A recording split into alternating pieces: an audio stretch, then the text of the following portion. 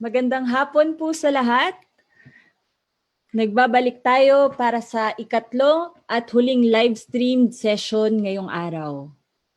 Tatalakayin natin ang proyektong screenplay ni Hanilyn Alipio at makakasama natin si Dr. Rolando Tolentino upang maging moderator ng session na ito. Umpisahan na natin ang talakayan sa proyektong Pacific Theater. Natawagan ko po si Dr. Rolando Tolentino. Magandang hapon sa atin lahat at simulan na natin ang talakayan dito sa play ni Hanilyn sa screenplay ni Hanilyn Alipio. Bago ko simulan ang talakayan ay gusto ko sana magbigay muna ng preview sa napakahalagang background na pinanggagalingan ng tulad ni Hanilyn, no? Ni Hani. At ito yung Philippine independent cinema. Kung ready na ang PowerPoint, please. Naghanda ako ng PowerPoint, masabi ko lang. Next slide, please. Next slide, please.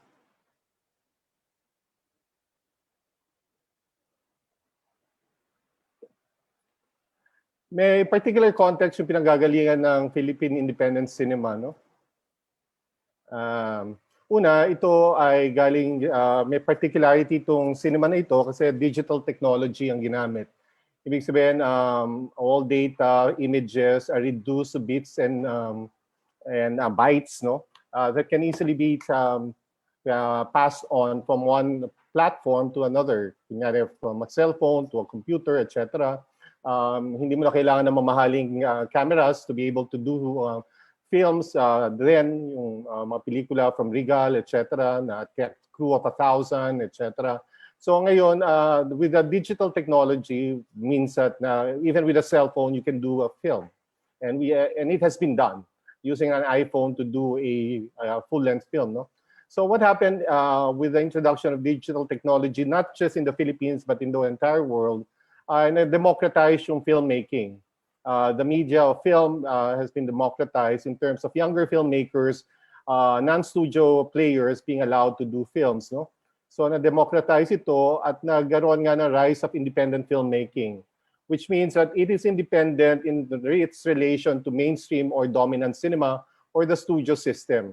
In terms of financing, there's a bit of integrity into it dahil it's coming not outside the purview of studios with the intent, particularly of studios, to earn a lot of profit from the films they make. No, it's also independent in terms of vision, in which non-negotiable ang vision of filmmakers for most part, like directors and the scriptwriter, and it's also done in a non-mainstream style, yung babad na klase ng shots, for example, or kay Love Diaz na 45 seconds, 45 minutes to move from point A to point B sa film niya. Kaya umabot ng 7 hours ang films ni Love Diaz. Gritty camera shots, use of a lot of real locations like squatters areas or palengkes, etc. No? And yung type of filmmaking is also known as what is known as found story, which means that there's a kind of thrust or a kind of emphasis in what is possible within the context of this kind of limited or kind of worlding na gustong gawin ng scriptwriter or gustong gawin ng filmmaker, no? And probably si Hani can also talk more about this found story. So, 130 lang. A rise of independent filmmaking also talks about the integrity of filmmakers, no?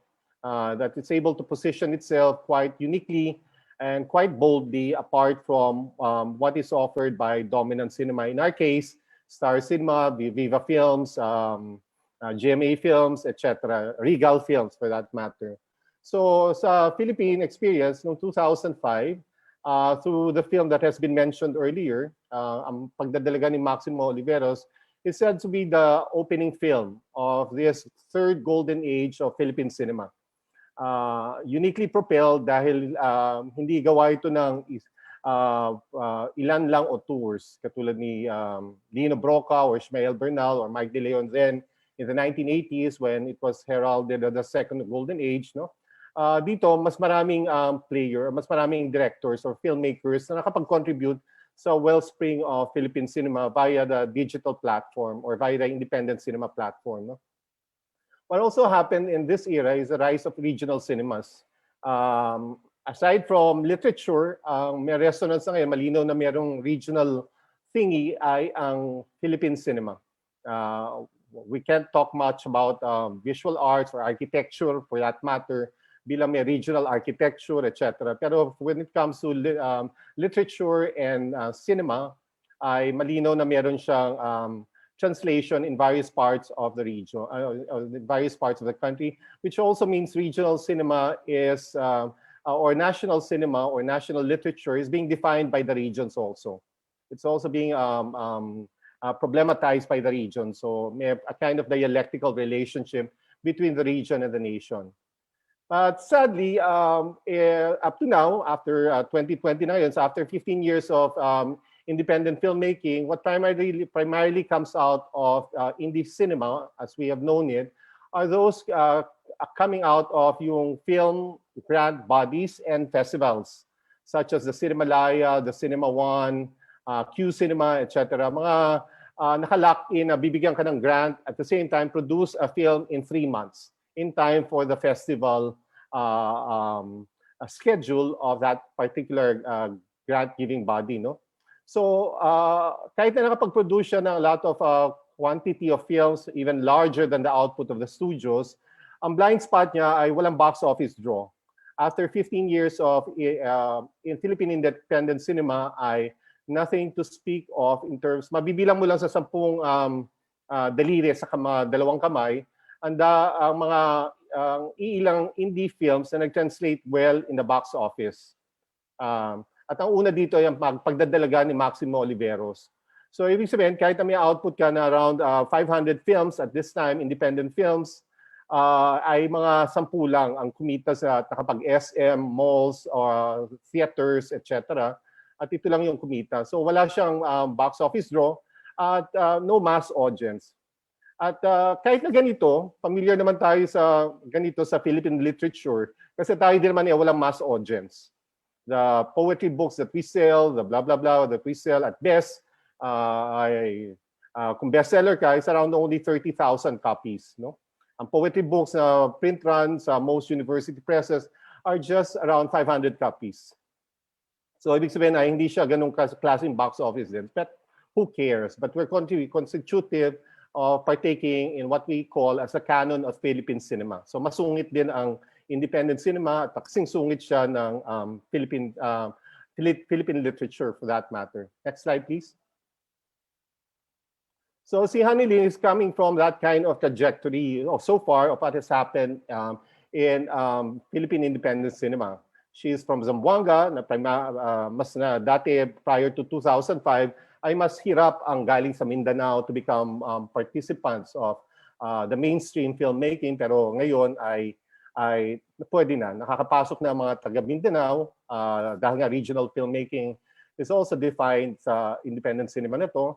She's also a young person having graduated from Ateneo de Zamboanga, which is a kind of yun lang naman ang minimum pedigree ng pagiging director or filmmaker in Philippine independent cinema. Just to have that kind of enthusiasm to become part of this cinema, and then you can do it.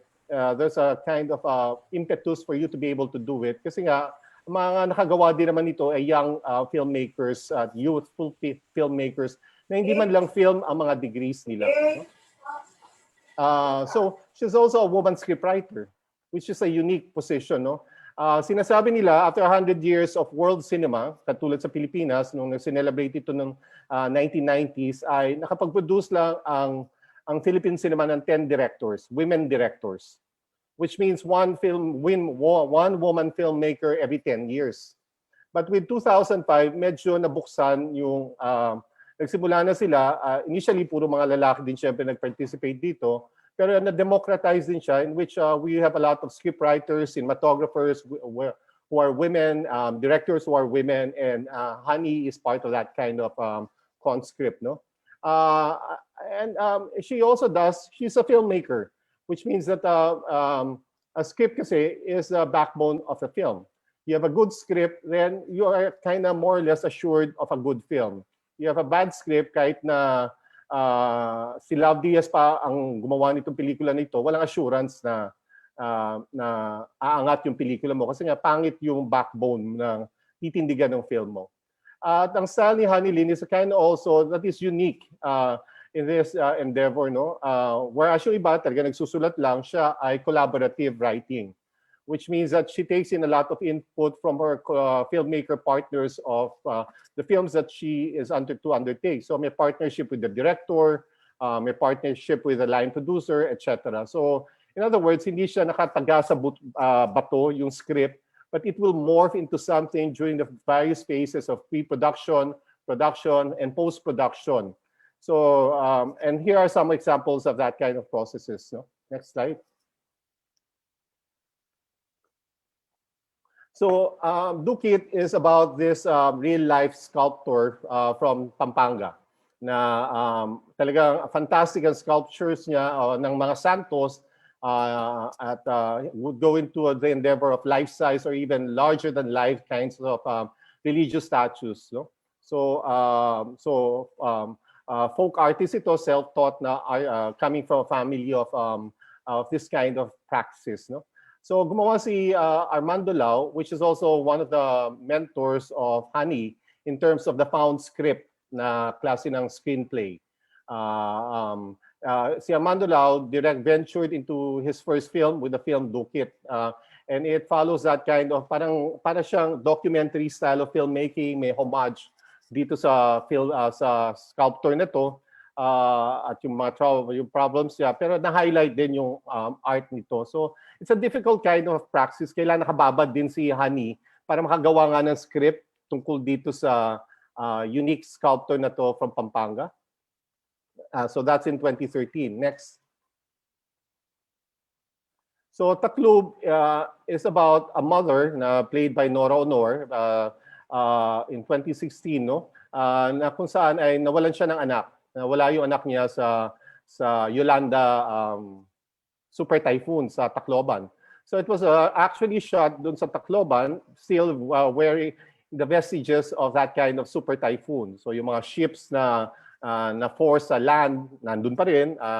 Yung evacuation center na sports arena nila na natuklap yung bubong, na klase ay nandun pa rin. So it becomes part of that kind of venturing, of that worlding of this mother na nawawala ng anak and how to deal with that kind of loss. No?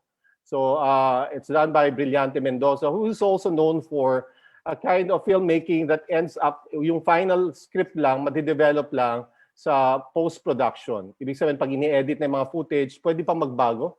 Para din kidlat tahimik na conceptual filmmaking na until the very end, na naglabas siya ng version niya, it's not yet the final film. Pwede siya mag-morph pa, adding more footage or deleting more footage in order to enrich portions of the narrative trajectory na gusto niyang i-enrich.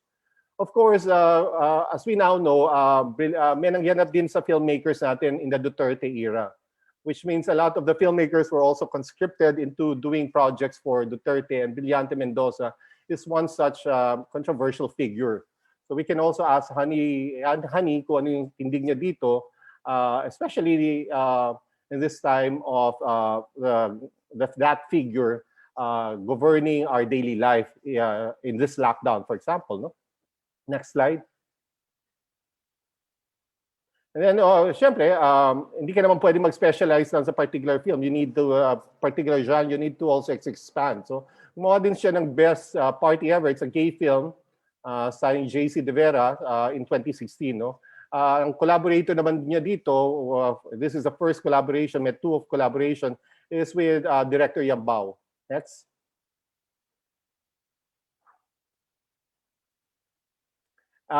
Si Sharon Dayog is a filmmaker from Mindanao, and this is a film that they collaborated in. So, a scriptwriter at director coming both from Mindanao, which is something unheard of in the pre-2005 era. No? Bukod Kang Pinagpala in 2015. Next slide. Wala na pala. So ang point lang, yun yung pinagdadaanan at pinanggagalingan ni Honey, no? Also at the same time, we need to also figure in na itong script niya is of unique take. Kasi hindi siya parang indie film mostly, kasi nga ay historical film ito, requiring a larger kind of budget. It's a period-based film done during the Japanese era, so maraming computer graphics at maraming special effects at massive ang costuming at production design para dito. So we can also ask her if she had gone to another kind of route with regards to her filmmaking practice, no? Mind you, may kind of also humbling experience dito kasi itong script na ito ay nanalo na sa Palangka bilang first prize sa Best Script in Filipino. So what Honey Lin is going to tell us is a kind of, and yung participation natin dito is a kind of baseline kind of experience. Parang pinababalik niya tayo sa moment na nanalo na nga ito ng Palangka. How dare you review, provide me feedback with your comments, no? So pero at the same time, may openness pa rin naman kasi the film is yet to be filmed. So maybe we can still provide her with comments that that would be contributive to the revision or finalization of a working script for a particular kind of working film. So let me present you with to Honey for her presentation.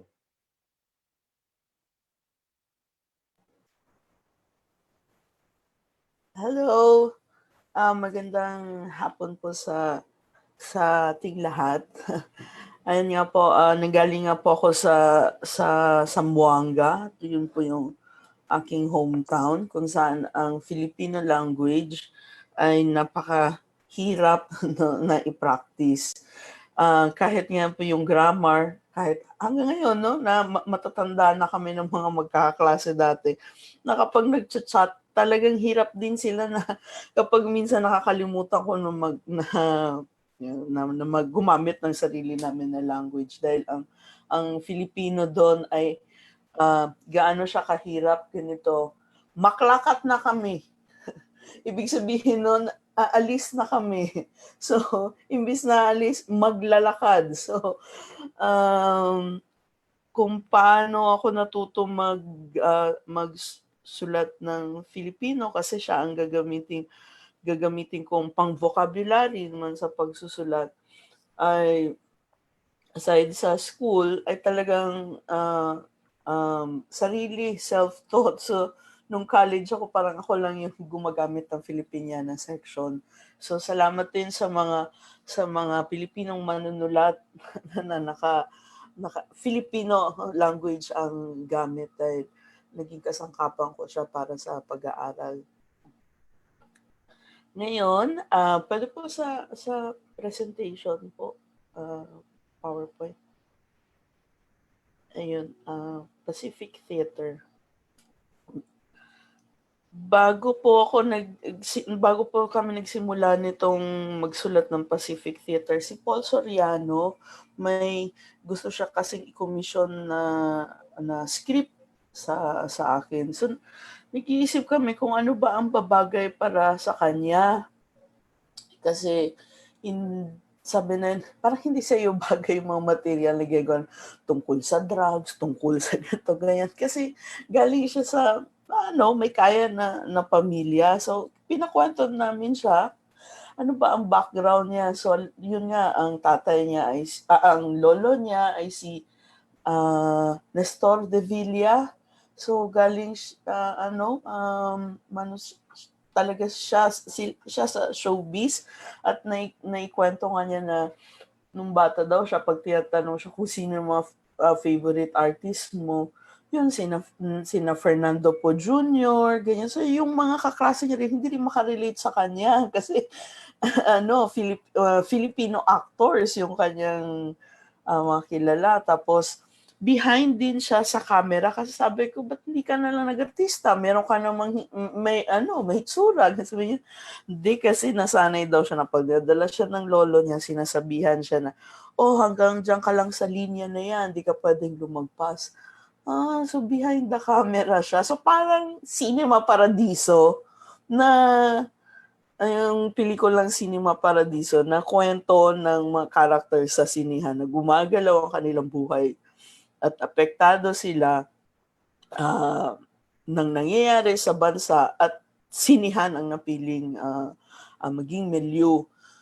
So si Paul, ganoon siya. At ako naman ay kahit pa paano may konti rin ganong karanasan dahil ang tatay ko ay naging isa sa mga pintor sa billboard sa sinihan.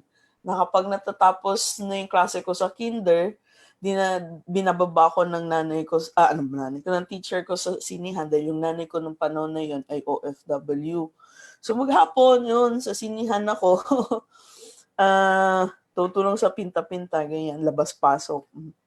At doon din siguro naging influence ko na mahilig din sa pelikula. So, binigyan ako ng libro ni Sir Bing o ni Armando Lau. Historical book. Sabi niya, sige, hanap ka dyan. Mga anecdotes na pwede natin pagsimulan. Siguro, yung mga kwento ng mga Ayala. Kasi sabi ni Paul, meron siyang access po, pwede niyang ma-interview, ganyan, just in case na mapili namin.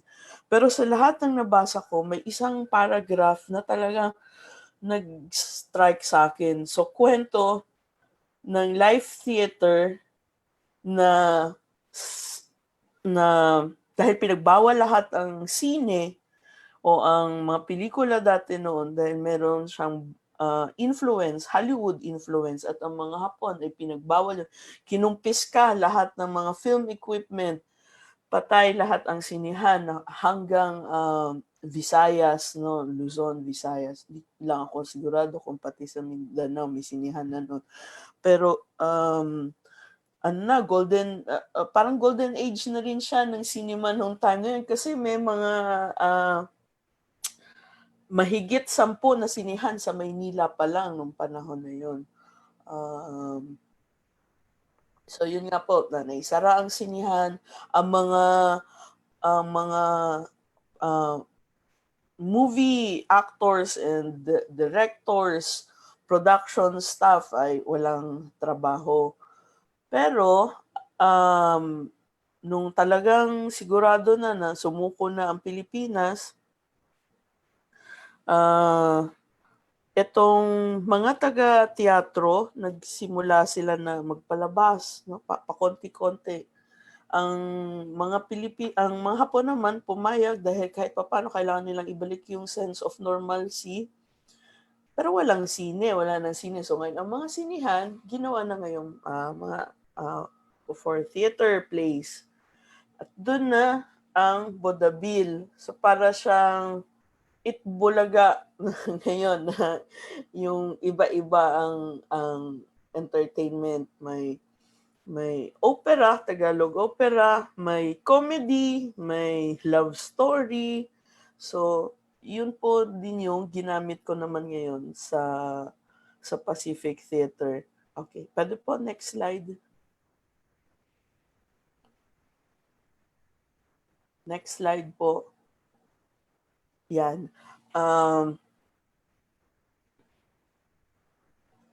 Sige po, yung ang base po sa facts, sa tunay na buhay ay yung sinihan na yon, maraming mga taong pupunta, all walks of life. May pagkakataon nga daw po na yung balcony ay gumuho dahil sa dami ng tao. So, mayaman, mahirap nanonood ng sine. Ng teatro, ng vaudeville. Pero hindi alam ng mga Hapon, kahit na sinisensor ang script at naandun sila na nanonood, sa likod ng stage, ay para na siyang naging bahay ng production. Doon na din sila tumitira. At yun pala, doon nagmi-meet ang mga guerrilla, ang mga spies, ang mga sulat, ang mga notes ni MacArthur, no? Nagpapalitan ng mga messages. So, yun, spies, guerrillas and supporters. So sabi nga dun sa sa likod ng manager's office, may mga nakatago doon ng mga armas, no, kung saan nila iniipon, at yun naman yung ipapadala doon sa ating mga guerrillas sa bundok. Tapos ayun, hindi siya pinaghinalaan ng mga Hapon hanggang sa natalo na lang sila at umalis dito sa Pilipinas. Kasi nga ang dami-daming taong pumapasok, hindi nila pinagdudahan. At ang maganda rin sa sa movie people nung nakaraan ay kailangan nilang mag-shift kaagad, napakaiksing panahon. Ilang buwan lang, no? Kung sa shoot ay may take 2, dito, totoo na. Wala na. Pag nagkamali sila, ayun na. At yun din, kung ano din yung naging contribution ng mga tao sa pelikula o teatro, paano sila na-involve sa paglaban, it's either resistance or persistence ba ng art sa panahon ng digmaan, dahil yun kahit na may mga nagbabantay ng mga Hapon o mga censorship, may mga paraan yung ating mga artist, mga musician o mga actors, mga nagtatanghal na ina-adlib nila na sa paraang tayo lang mga Pilipino ang nakakaintindi. So yun, for example, pag may sumigaw na ng mabuhay ang katipunan, hindi naman yun bawal nung panahon na yun, naiintindihan na ng mga Pilipino kung anong ibig sabihin yun. So, yung mga bagay na po yun, yung mga facts na yun, ay iprinoseso ko po siya sa script na to. So, pasensya po na napakaiksi lang po nung kaya pong i-share sa inyo na manuscript. Ang kumpletong na-i-share lang po sa inyo ay prologue. Prologue pa nga lang po. So anyway, ito po yung design niya sa buong screenplay. Death March, dahil yun naman po yung panahon. So dahil tag-araw siya, kung bakit din po naipasok po ang Death March, dahil sa pagbabasa ay na-encounter ko po na kakaunti lang naman pala ang bawat linya, mga nasa 50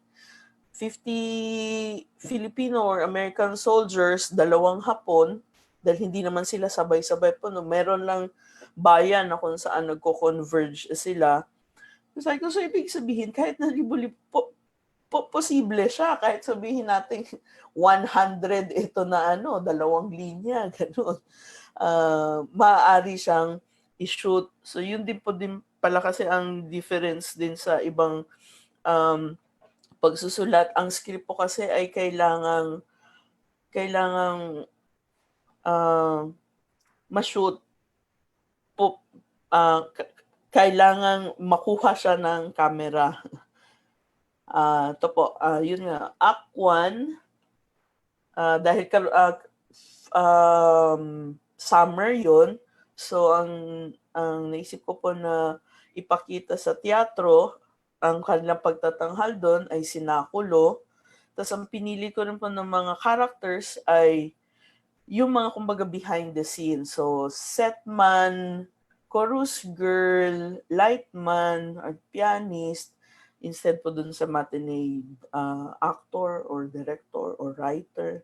So dito na yun po yung mga characters na pinili. So yung setman, ang kanyang ang estado ng kanyang anak ay nasa Kapas, siya, prisoners of war. Ang kaso isang araw dumating sa sinihan yung isang informer na may sulat na parang goodbye letter na. Nagpapaalam na yung anak. Tapos so yung tatay, lalabas siya ng sinihan, so may kwento sa sinihan, no? Hanggang sa lumabas sila sa sinihan para hanapin para puntahan yung kanyang anak. Kung may sakit ba yun, mabigyan ng lunas.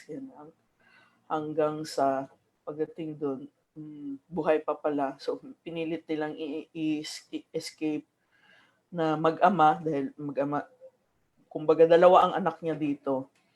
Ang kaso habang sa pagtatakas nila, namatay din yung panganay na anak.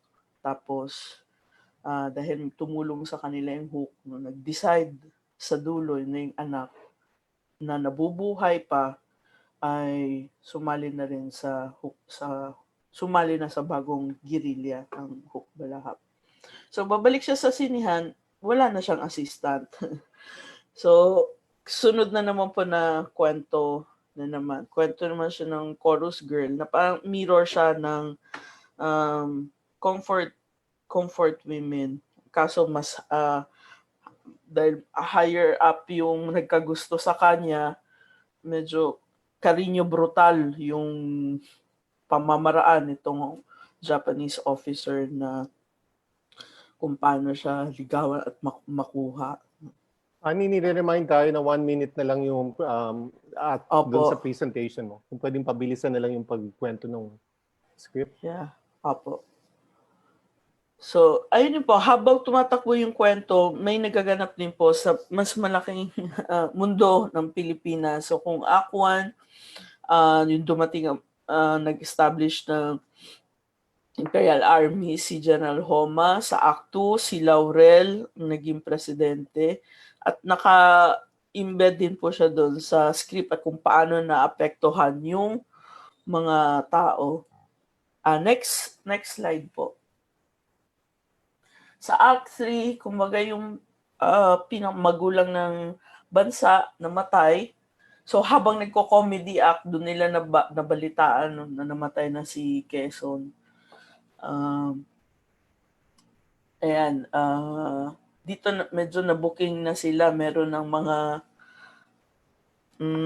makapili. May makapili. So itong si Lightman, ang kanyang reciprocal naman dito ay meron siyang best friend na yung family ay mahilig manood sa sine na hindi nila alam na silang dalawa pala magkalaban sila sa piniling dahil si Lightman ay isang guerrilla, tapos doon na sila nagkaalaman sa garrison na yung kanyang best friend naman ay makapili.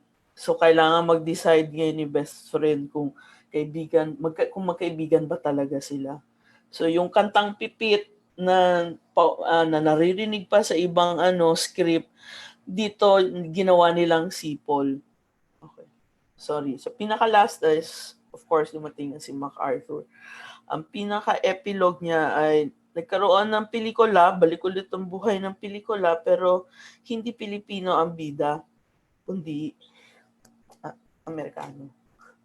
Kaya premiere ng Victory Joe. At sa ending, doon natin makita sino ba ang nabuhay, sino namatay, at sino yung uli babalik sa showbiz. So ito yung kwento ng sinihan na natapos nung magsimula ang palabas. So yun po.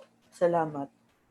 Salamat din, Honey. So bukas na yung floor para sa comments or questions para kay Honey. At yung sa kanyang manuscript na Pacific Theater. May gusto ba gusto ko lang magtanong. June? Siyempre, actually mga tanong ko nasagot na. Kasi ang unang obserbasyon ko dito, ang dami-daming tao. Ang dami-daming pangalan. Kaya ang pinoproblema ko doon, paano ito itatay up? So yung pangalan dito pala mga types, yung mga teatro, but otherwise noong una hindi ko alam. Tapos yung isa pang tinatanong ko dito na kahit ngayon tatanong ko pa rin, whose story is this?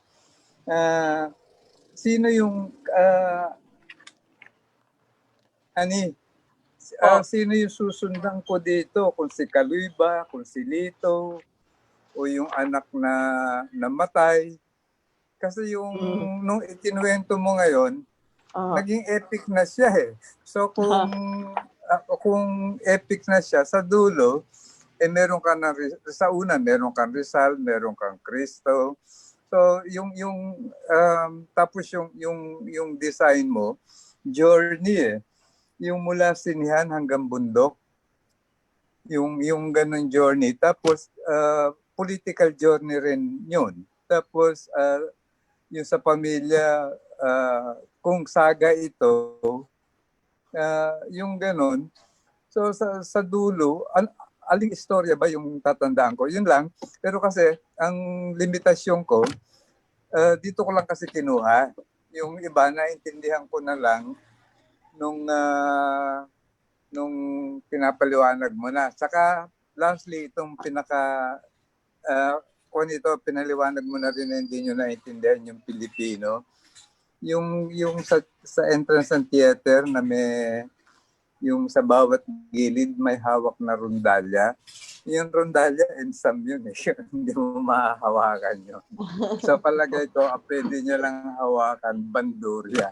Bandurya. Yung isang musical instrument na gamit sa rondalya. Yung mga ganun.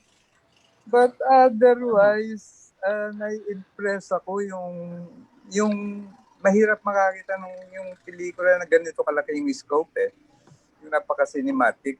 Kaya lang, yung siguro last question, asan yung battle scene mo dito? Yung bago ka mag-conclude na ano yung mangyayari para yung final resolution maganap na.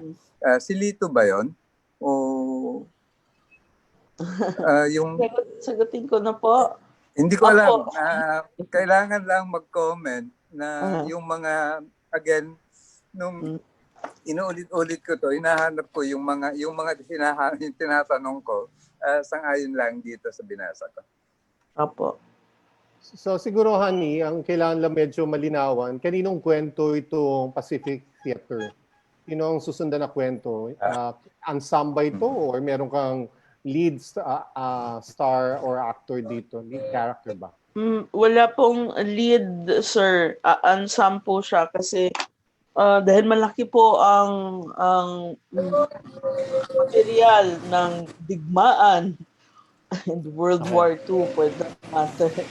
So parang hindi po kakayaning ikwento lang ng isang tao. Parang doon din po yung naging experience ko actually sa Taklog nung sinabi sa akin na kwento ni Nora Honor. Pero pagdating ko sa research doon, nakita ko na parang hindi enough na isang nanay lang ang magkwento, kundi paano yung mga nabalo, yung mga naging ulilang lubos mga anak. So actually dinagdagan po rin yun din sa yun po.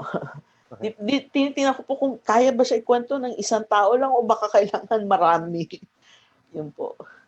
Baka pwede mauna ulit ang mga fellows. So nakita ko si Patrick. Nagtataas ng kamay. Babasa ko yung manuscript. Sobrang curious ako kung ano yung magiging structure at shape ng screenplay. Nang na-explain mo sa presentation mo, mas lalo akong na-curious. Mas lalo akong gustong basahin yung buong script. And yung tanong ko lang, may tanong lang ako kasi nanggaling ka sa Found Story School of Filmmaking. Ano yung pinagkaiba ng process in terms of writing, research sa screenplay na ito? Yeah, yun, thanks. Siguro pinaka lang is lahat ng mga research ko ay nanggaling na siya sa mga libro, mga memoirs, history books, versus sa iba pang mga screenplay na maaring buhay pa ang mga pwedeng references, no? Yun lang. Wala akong na-interview na buhay pa na mga buhay na pang-characters. Yung all the rest, yung pa rin. Ganun pa rin. Research, tapos design ng outline, paano yung beginning, middle, end mo. Tapos basically yung pinakita ko kanina presentation, yun yung pinaka-outline niya. Ayun siya. Tapos kita na kung ano yung magiging destiny ng mga characters. Yun. Meron pa ba mga fellows na gusto magtanong? So parang hindi ko narinig pa ngayon ay si Eman Barameda.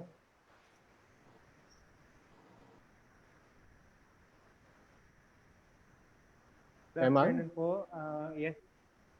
Siguro sa akin, parang hindi enough itong nababasa natin para makita yung mas malawak na trajectory nung film o nung narrative siguro dahil hindi naman ako malay dito sa paggawa ng pelikula. Pero sa akin, sa karanasan sa panonood ng mga historical film, siguro ang mas hinahanap ko na dito ay yung mas individual story na nakapaloob sa naratibong pangkasaysayan. Kumbaga, doon sa panimula, mula doon sa black screen, then yung parang ano na parang siguro malay na ako doon sa historical background. Kaya tingin ko masyadong, di ko alam kung gaano kahaba ito kung ilalapat sa pelikula. Pero ano siya, parang ang hinahanap ko na ay yung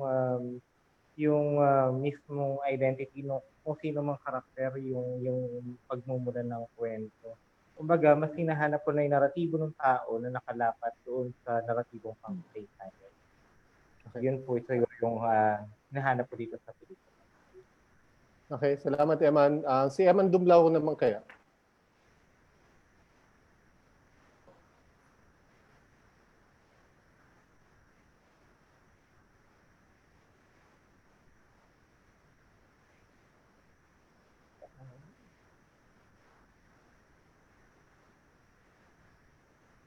Wala, hindi tayo nakakatiyak na dito si Eman Dumlao. Herlin, nagsusulat ka rin ng play, no? What do you think? Hello. Hello, Herlin. Yes po. Hi, Honey. Di ko alam if itong mga comments ko ay may saysay, pero maybe they will just be very tangential, considering nga dun sa amount of research that you already did. Una siguro pagbati, ang ganda ng imagery, solid ang pagkakabuo ng bawat eksena at may emosyon agad. Binabasa ko pa lang yung eksena dun sa matandang may dalang bibingka na ginugulpi ng mga Hapon, pero ang sakit-sakit na niya sa papel pa lamang, so how much more pa kapag nakita na yung eksena to sa screen. Gusto ko rin yung specificity ng bawat eksena at yung pamamaraan ng mga ginagawa nila, tulad ng pagtakas ni Dado na may tulong kay Igme at sa mga mamamayan, pati na rin yung code na ginagamit nila sa takilyera. So very specific siya at dinadala mo na kami agad. Sa unang mga sequences pa lang dun sa mundong yon, nakapasok na kami agad. Yun nga, yung first sequences sa epilogue, nagbigay ka na ng information na iset ng milieu. Sa sequence 2 naman, meron ng bigay agad ng emotion nga sa pagpapakita ng Death March.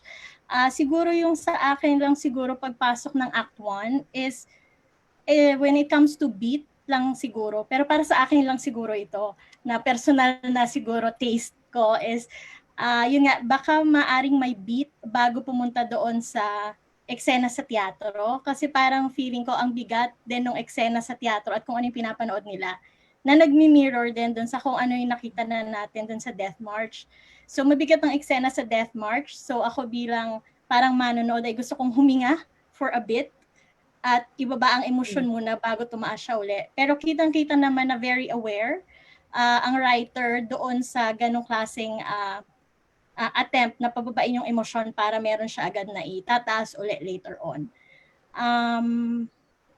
Yun din. And siguro yung when it comes to Igme, kasi ginamit mo yung point of view ni Igme pagdating sa teatro.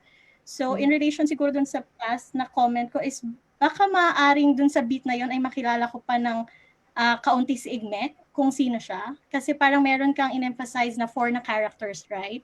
So ito ay multi-character na naka-chunk siya per act. So, iniisip ko na nagbukas ka ng Act 1 gamit ang point of view ni Igme.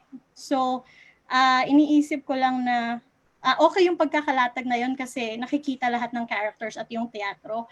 Pero iniisip ko lang na baka pwede ring paglaruan na isa dun sa 4, yung opening point of view ng Act 1. Kasi iba rin yung perspective kapag isa sa kanila yung nandoon sa Act 1. Yung pagbukas ng Act 1. Yun lang. And then siguro yung last point ko na lang is, given that this is happening within the 4 years, excited din ako na makita yung pagbabago ng milieu. And I think na ipinakita mo naman yun sa pag-explain mo kanina.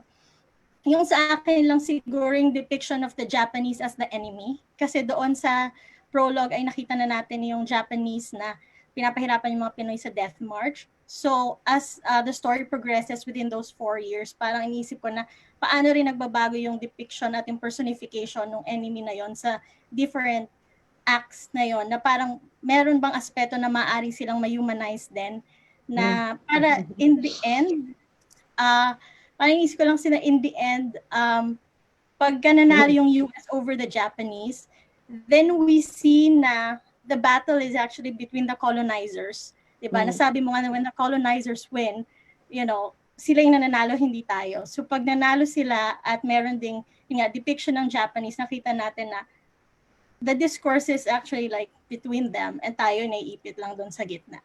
So may mga ganun ding yun lang po sa ngayon. Maraming salamat. Kunti naman ang sinabi mo, Herlin. Thank you. So si Butch, may gusto sabihin. Salamat, Roland. I just want to raise a few points about the play, its design, the screenplay, its design, and background materials nito. Una dun sa background na materials about yung Vodavil at yung productions na ganyan tungkol sa gera. Marami kang mapupulot mula sa yung 2-volume na Fateful Years ni Agoncillo. At surprisingly, dun sa Manila May Manila na libro ni Nick Joaquin. Now, this is very well covered there. This has become a recent interest to me because I just finished the draft of the biography of J. Amado Araneta, who was a major film producer at that time. Wala pa yung Araneta Coliseum.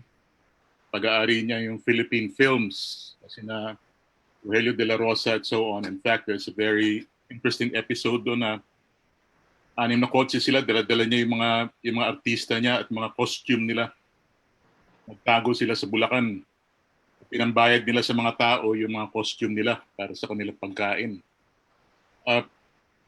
If you're tracing this over 4 years, the 4 years of the war, I think it's also important to understand that the war, those years were not the same in temper. Now, in fact, all the historians make a point na in 1942, sa simula nung panahon ng Hapon, things very quickly shifted back to a kind of new normal.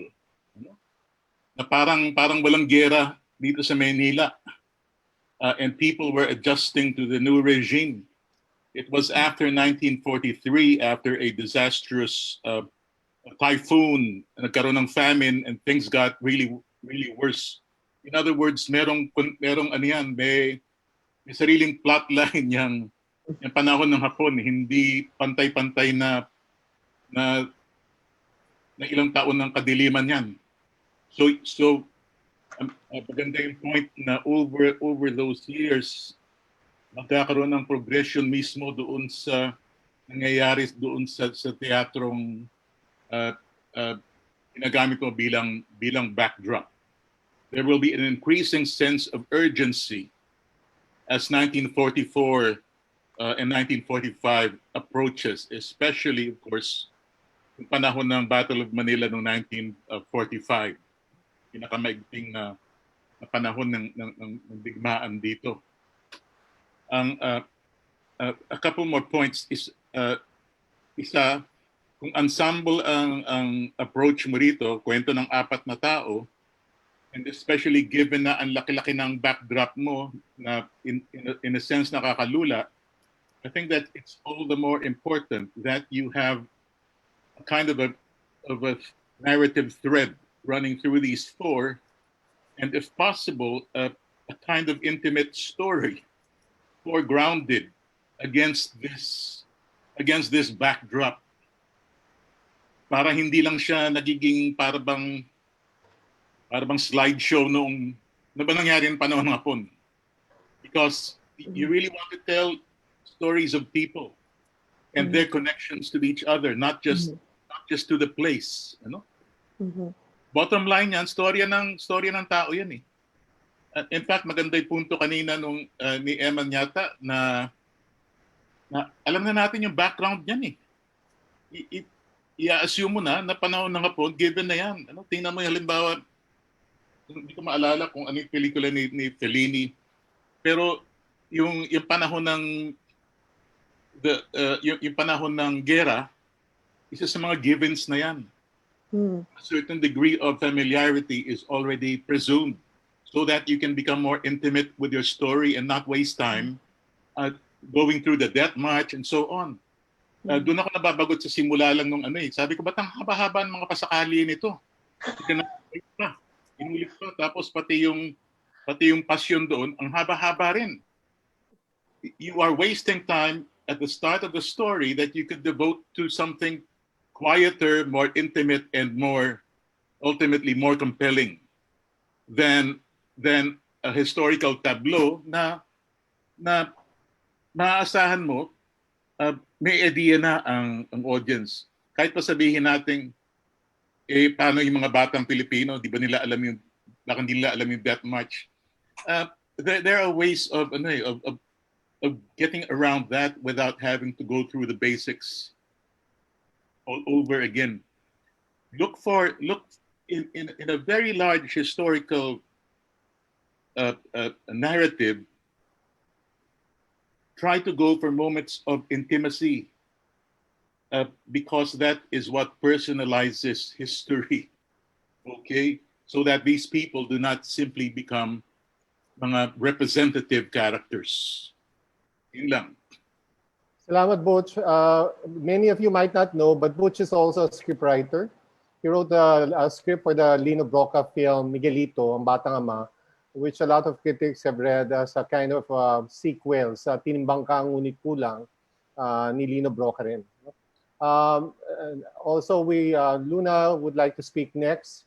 Luna is also a film graduate. Ang undergrad ni Luna is a film sa UP.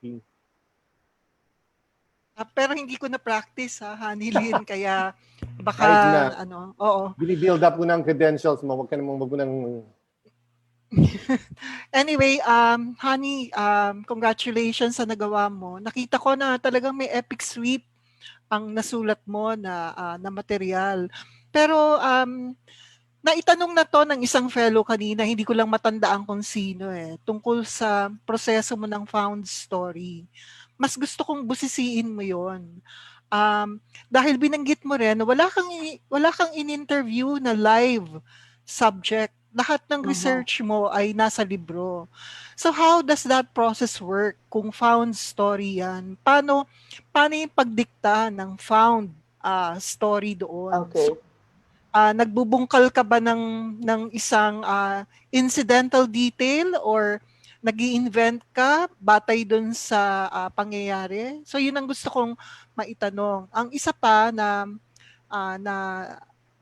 parang tingin ko lang na naging plano mo dun sa pelikula, yung pamagat na Pacific Theater. Kasi sa discourse din ng nations, halimbawa ang Japan, kaya rin ito nabuo bilang isang bansa. Ang narrative niya sa sarili niya, dati kaming mga oppressors, villains ng Pacific War. At ngayon, binabalikat namin ang nangyari. So hence, yung mga drive ng other Asian nations na mag-apologize ang Japan for what they did nung World War II. May si Bing Lauren bilang isang mentor, lagi niyang idinidiin na go against the grain of the narrative at ipakita mo ang hindi binanggit, ang omission, ang gaps ng storya. So, paano mo yun ginawa sa script? Okay. Okay po. Sagutin ko na po, ma'am, kasi baka makalimutan ko pa na. Okay, yung doon naman po sa ano po yung tungkol paghihimay tungkol po sa found. I think Story. apa sa story nakalimutan, hindi ko na kasi naipakita kanina yung isang slide. Okay lang po ba naipakita ko po yung sa ano yung video, yung sa slide po, PowerPoint. Okay. Okay.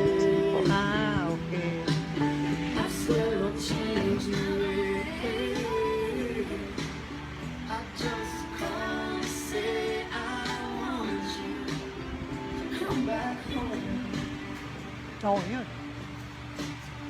Ani, kaya rin namin gumawa ng ganyan sa Ginagawa rin pala na yan. Nakakatulong po mag-visualize eh. Totoo. Nakakatulong. Sino ba yung mga characters? Ang dami na ilista mo na nga yan dyan at nang meron na, titingnan mo na lang yung dingding. Ganun po. Yun nga po. Kasi si Sir Bink, kasama ko rin po talaga siya rin sa research. No? Nag-decide kami na para makuha kung ano ba ang magiging character nito ni Kaloy bilang setman, itong ni Chorus Girl na magiging somehow kumbaga mataas lang na comfort woman at so on and so forth. So base sa mga nabasa namin, ang kinukuha namin ng experiences ay kung ano yung common. So, hindi yung ideal na experience ni ganito, kundi yung common na experience nung mga tao nung panahon na yon. Ngayon, yung social roles, and I think nakadikit din to dun sa sinabi ni Sir Butch, no, na yung intimacy o yung ganyan. So, ang ginamit namin for that, actually, yung dramaturgy nitong mga characters. Social roles yung ginamit naman namin ko dito sa structuring. Sa structure din po na setman pero siya bilang tatay. Mas yun yung 70% tatay siya, 30% setman. Kasi ang 30% ng kwento ay nasa sinihan o 40, 50 siguro. Nasa sinihan at yung kalahati naman ay nasa bukid kasi yun nga po ang difference din sa script. Kailangan kasi ma-shoot ito siya eh. Hindi lang parang kagaya sa, sorry po sa novels na pwede mong ilagay ang lahat nandun. Ito, kailangan hindi, ang tawag dito, may Manila pero dapat hindi ako magpakalat-kalat sa Manila dahil mahal. Paano siya isushoot?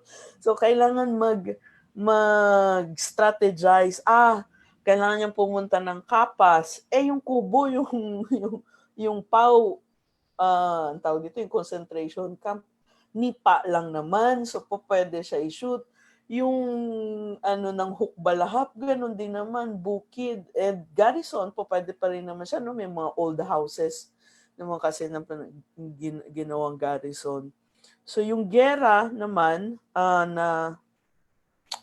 na mention kung saan talaga makikita ang gera. So may mga skirmishes sa mga bayan-bayan. And of course, yung pinaka-big is yung nagkagera na sa Manila. Sa Act 4, wala nang presentation sa sinihan kasi ginawa na siyang refuge center ng taong bayan, hindi lang ng mga tao sa sinihan. So kumbaga, yung stage na dating doon nagpa-perform ng art, doon na ngayon na stage yung totoong gera kasi kahit sino na lang pinapatay ng boss ng Hapon, no, at ang Amerika naman naghuhulog ng bomba. So as to yun po, social roles bilang tatay, bilang nobya, bilang magkaibigan at bilang kuya. So lahat ng roles na yun na test ng gera. Pagkatapos ng kanilang conflict o ng kanilang dinadanas, no, na affected ng gera, tatay pa rin ba sila? Kaibigan pa rin ba sila? O nanaig ang pagiging magkaibigan na pero may mga ganun po, no, may pero yun, girlfriend pa rin ba siya? Lover pa rin ba siya? Yun si Dalisay kasi sa end Amerikano na yung kanyang nobyo kasi pagdating doon sa premiere night. At yun, si Kuya, na nandami yung may mga sinave siya kasi na bata sa dulo, kapatid pa rin ba siya? Maano pa rin ba siya sa mga bata? So yun po, social roles na napaka-common naman po. No? Na parang hindi naman po ata siya ganun ka nagbabago sa atin bilang Pilipino. So yun po.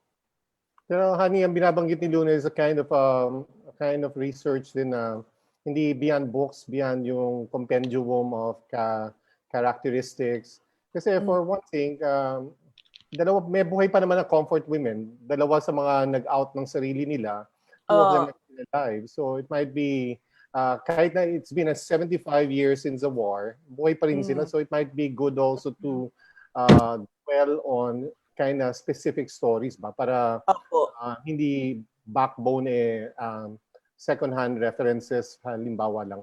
Anyway, si Neil would also like to speak. Yeah, congratulations, Honey.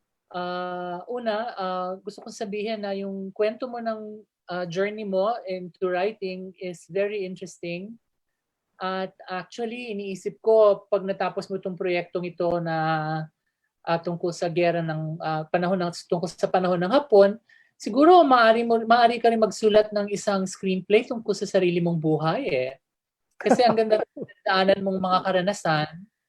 At parang very unique in a way. Wala ako masyadong ma-imagine na mga tao na katulad mo na nagmula sa circumstances na gano'n at sa part ng Philippines, no, na Zamboanga, na talagang nagpursige na maging manunulat at ang daming pinagdaanan. Ang bulk ng karanasan mo is really in social work and in community service, in serving the Filipino people, particularly the underprivileged and the poor. At yun mismo, palagi ko, yung proyekto mo na screenplay ngayon, which is a very nationalistic project, yung nationalism na yun, maaari mo ring ikwento yun at gawa ng screenplay, gamitin ng material na mas hindi masyadong kailangan gawa ng book research kasi yung sarili mong karanasan na ang magiging parang source mo ng material. Pero gusto ko ring sabihin tungkol sa proyekto mo ngayon na kagaya ni Butch, gusto ko lang sanang i-remind ka na medyo rendahan ng konti yung polemic kasi ang laki ng proyekto at medyo epic yung scale. Hindi ko maipapayo na maging allegorical yung approach mo na parang gusto mong ikwento ang kwento ng buong Pilipinas ng panahon ng mga Hapon. Sana yung mga character mo hindi maging type, sana mga individuals sila. Sana meron kang focus. At sana makita namin yung actual na everyday life ng mga nakatira sa Maynila nung panahon ng Hapon.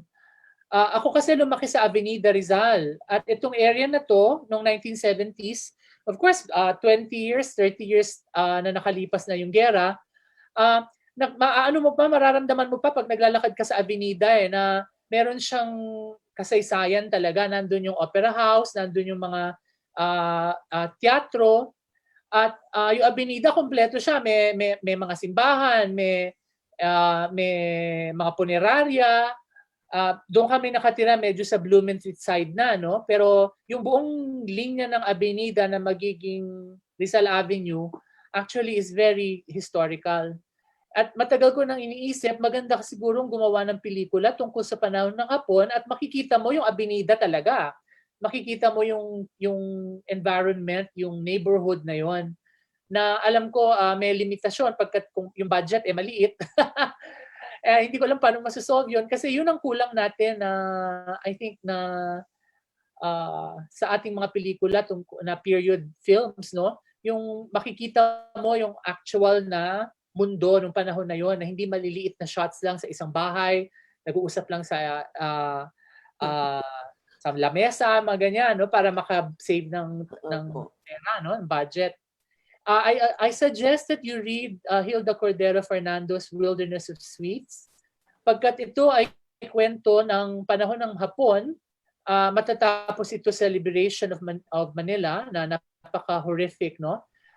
Mahaba siyang kwento, long short story siya. At yung allegory, yung kwento ng Pilipino nung panahon na yon nandoon, pero hindi siya nasa foreground. Ang nasa foreground is really the story of a young girl. Her name is Joy. At nagdalaga siya nung panahon ng Hapon. Doon siya na in love, first love. Nakita mo ang nangyari sa mga middle class na nakatira sa Malate area. Kung paano nung una may kaya sila. Tapos nung medyo gitna na nung panahon ng Hapon at hikahos na yung buhay, naging maabilidad na lahat, nagbebenta na kung ano yung pwedeng ibenta. Mga middle class yun, ha? So yung nangyari sa kanila, nakikita mo, napaka-focus nung kwento, alam mo na nasa background yung gera, pero you care about Joy, you care about her family. At yun ang magiging parang challenge sa'yo, that the reader will have to care about your characters. At hindi sila parang mga types lang na gusto mo sabihin, ito ang kwento ng isang kuya nung panahon ng Hapon, ito ang kwento ng isang tatay nung panahon ng Hapon.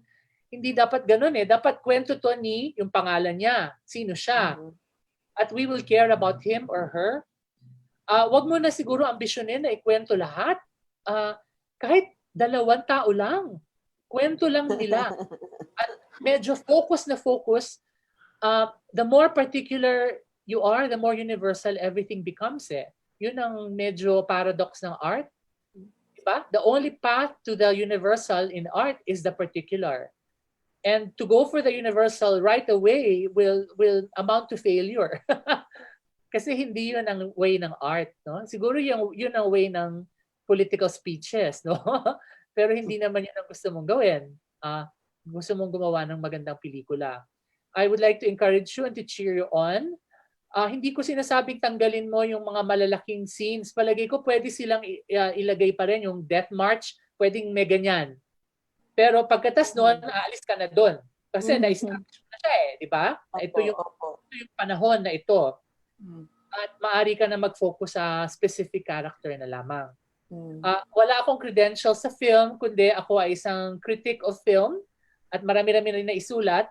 At natutuwa ako sa ating independent cinema movement pagkat nakakapagkwento ito ng mga karanasan na hindi pa talaga na ikikwento ng ating mga fictionists.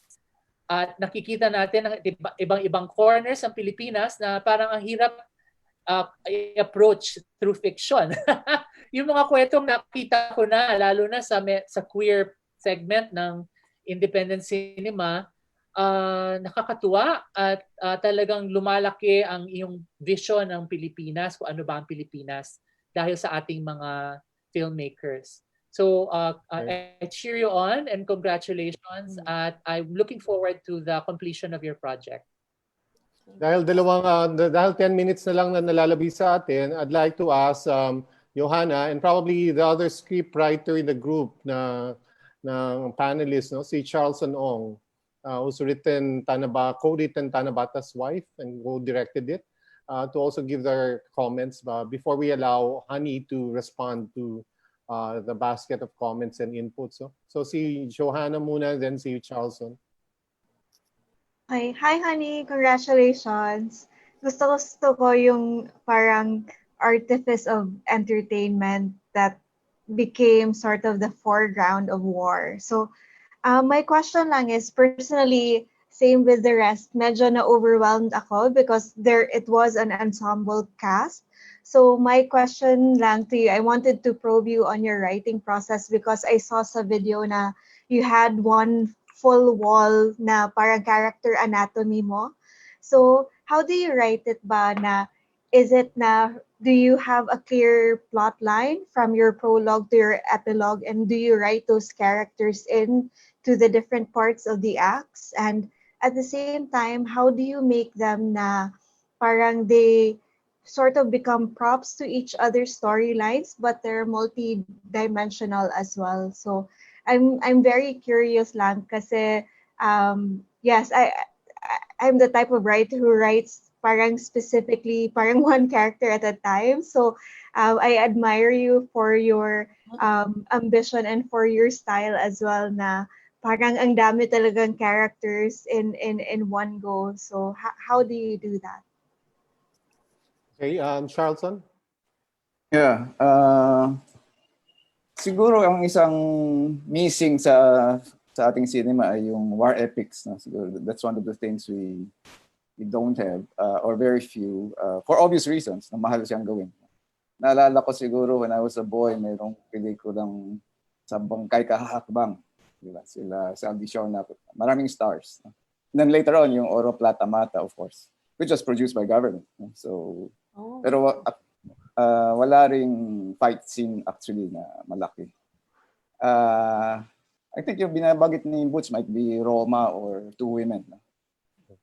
But one of my favorite war movies is a small French film called Forbidden Games. Na dalawang bata lang sila and then gumawa sila ng maliit na parang sa farm nila na parang sementeryo ng mga pets. No? Tapos yung Soviet movie na The Cranes Are Flying. So, pwede ka rin gumawa ng war movie na hindi expensive, no? Unless yun na talagang gusto mong gawin. Ang inisip ko dito, kung gawin mong mainly, since Pacific Theater siya, of course, I think it might be a reference to the Pacific Theater of War, no? Na gawa ng Amerika. Kasi yung European Theater of War, si Eisenhower. Ang Pacific Theater of War, si MacArthur. So if it's set mainly in the theater, it's kwento siya ng theater. Parang siya Covian siya. Everything big is happening outside. No? Pero kwento siya ng mga characters mo doon sa teatro. Diba? Meron kang guerrilla, meron kang makapili. So even your climactic, violent scene need not be a big scene. No? Pwedeng sila lang. So that might be one way to go about it. Na i-focus mo lang dun sa kwento ng teatro through the 4 years kung ano nang mangyayari sa kanya. So you can avoid the big scenes unless gusto mong gawin yun. And then in terms of how you show, yung tanong ni Neil, how do we show Benedict Rizal? I don't know. Siguro these days may CGI, mahal pa rin siya. No? So definitely hindi ito indie. There's a way of making it indie. Pero it won't be the sort of epic that you might be thinking of. So, yun lang. Ako ang gusto ko rin dagdag bago magsalita si Honey ay, well, ang producer naman ng historical films at this time is to co-productions which did Goyo and General Luna. General Luna cost 100 million pesos and just broke even. So may market ba ang ganito? Why venture into this this kind of project when in fact with the local market will not be able to support it yung ganitong klase.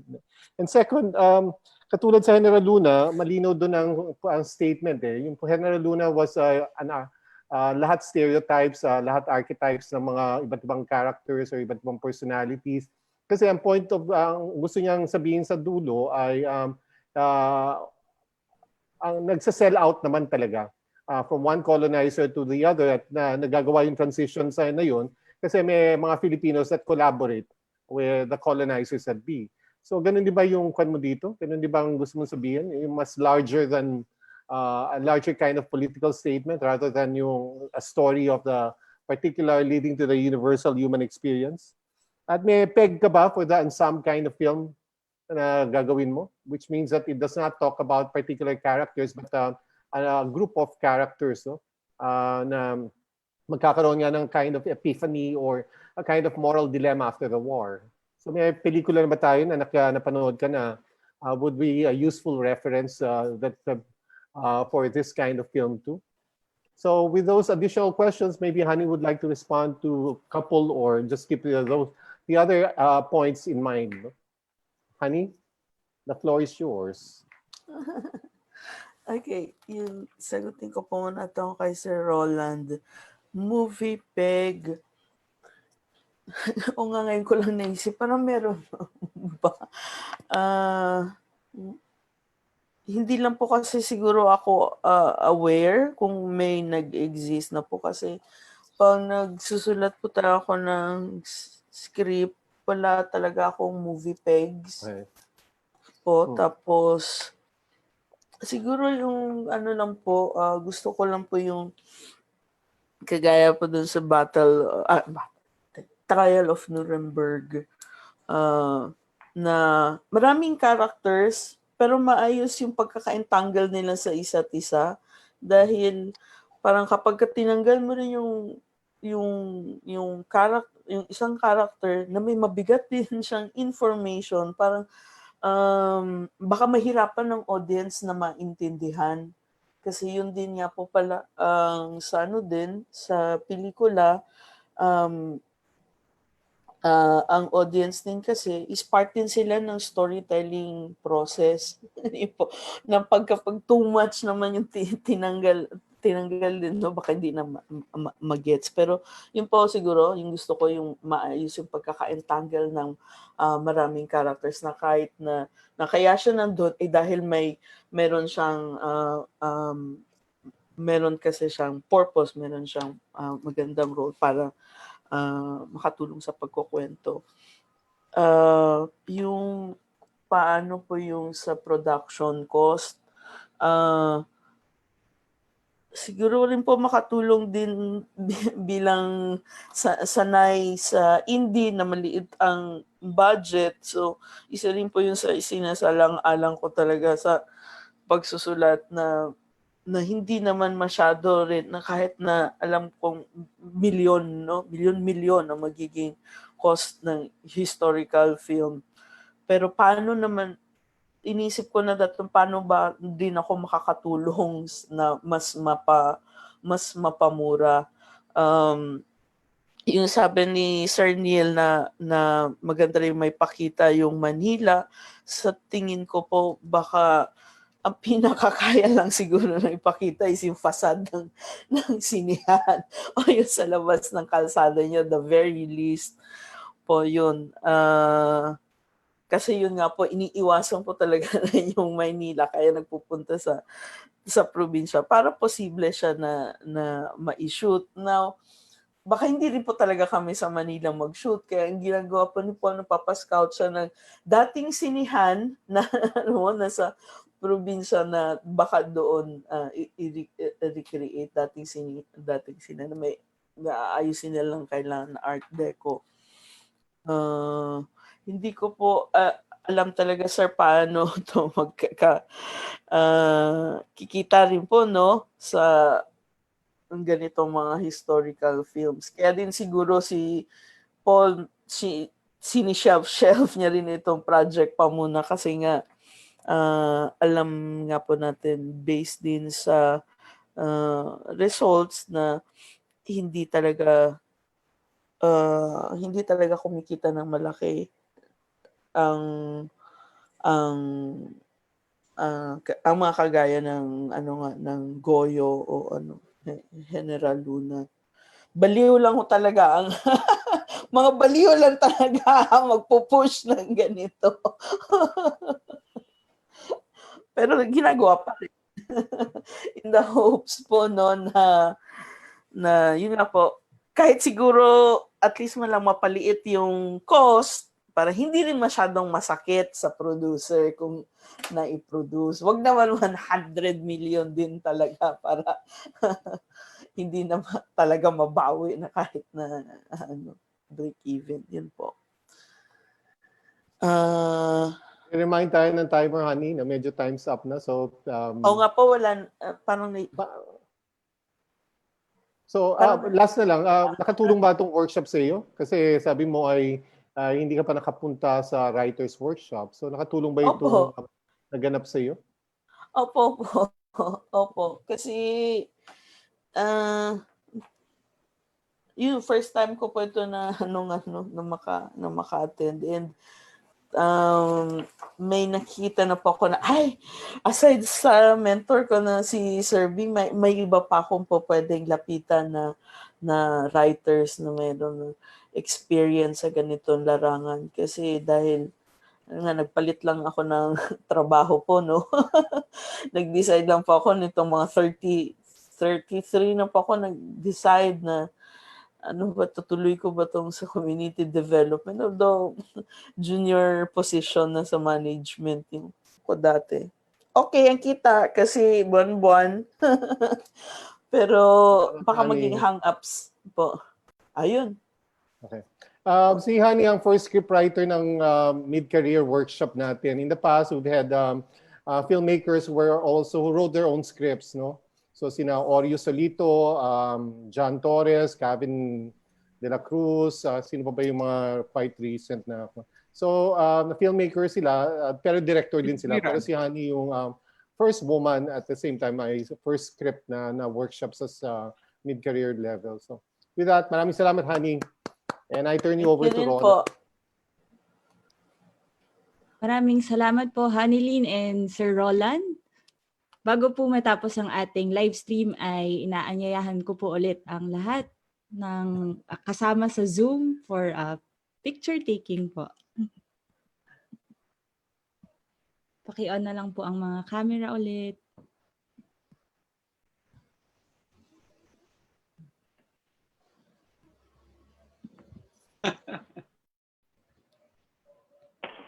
Ayan, sama po ang lahat. Ready? Sa page 2 pala ako. Yan. 1, 2, 3, smile. Okay, next page. Ready? 1, 2, 3, smile.